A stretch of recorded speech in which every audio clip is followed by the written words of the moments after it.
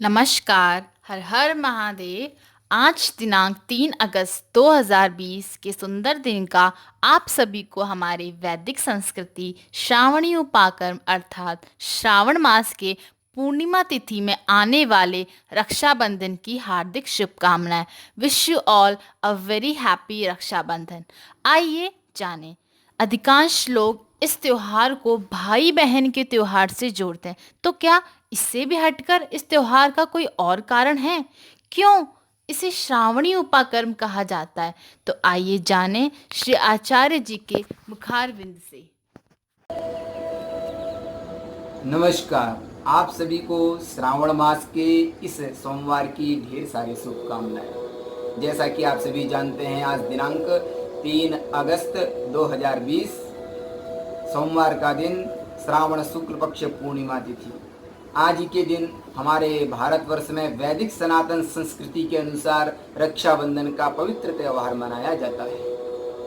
पवित्र त्यौहार इसे इसलिए कहा जाता है क्योंकि रक्षाबंधन जैसे दिव्य बंधन में व्यक्ति इसमें बंधता है। तो ये रक्षाबंधन क्यों मनाया जाता है, इसका क्या उद्देश्य है, कहाँ से यह परंपरा चली आई और इसका मुख्य हेतु क्या है, वैदिक परंपरा से इसे किस प्रकार मनाया जाता है और हमारे पौराणिक परंपरा से इसे किस प्रकार मनाया जाता है, आइए हम इसे जानें। जैसा कि आप सभी जानते हैं, श्रावण मास के शुक्ल पक्ष की पूर्णिमा को यह दिव्य त्यौहार हमारा मनाया जाता है।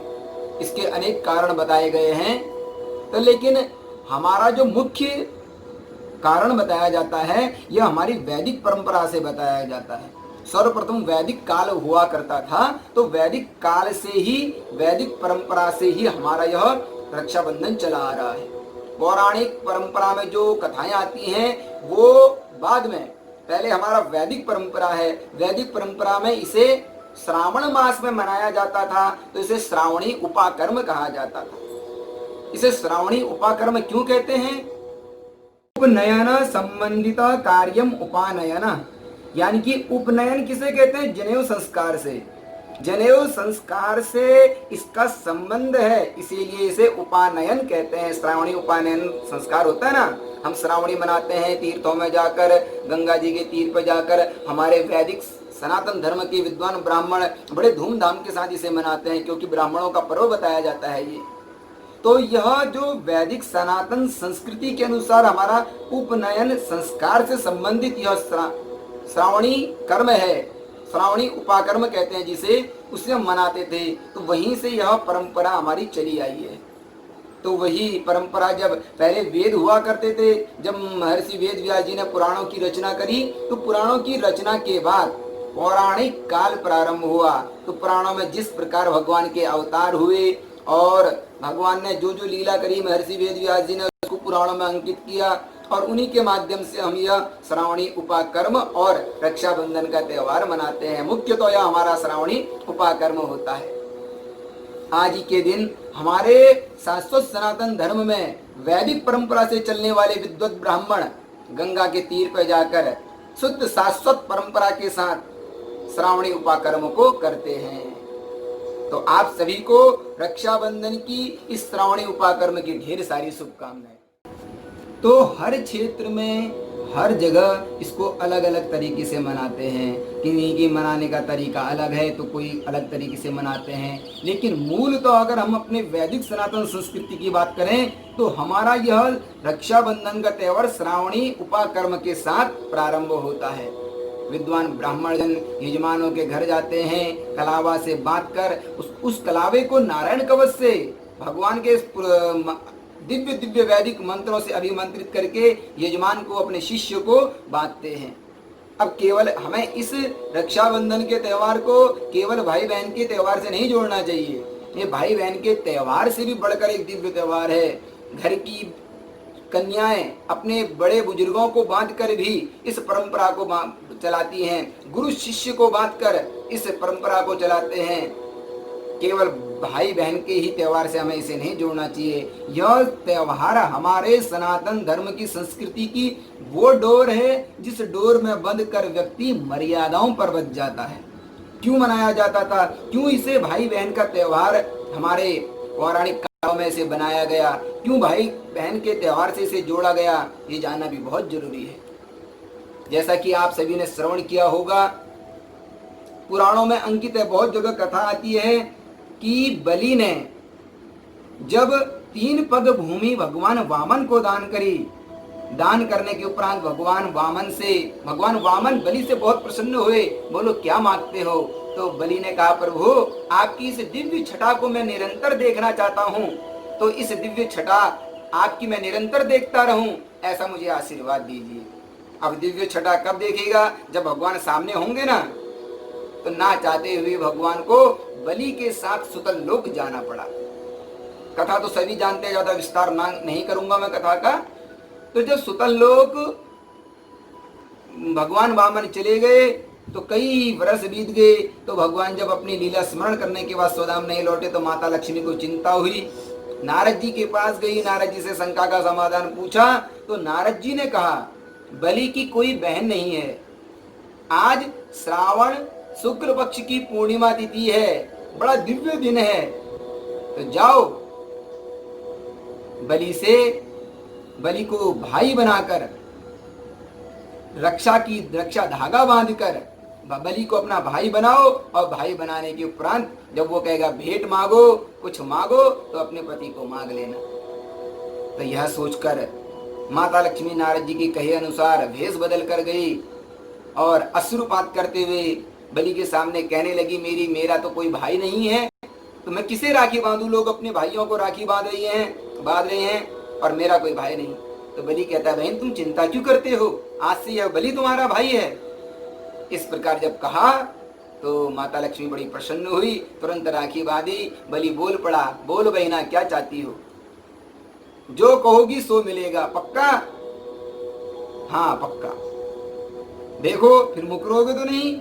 बिल्कुल नहीं।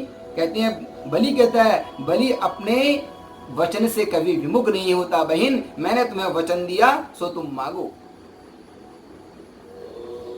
तो लक्ष्मी माता मांगती है, कहती है, जो तुम्हारे द्वार पे ये द्वारपाल खड़ा है ना, ये द्वारपाल मुझे बहुत अच्छा लग रहा है, इस द्वारपाल को मुझे दे दो। मेरे घर में सब कुछ है, बस द्वारपाल की कमी है। क्योंकि भगवान द्वारपाल बनकर खड़े हुए थे ना बलि के घर में।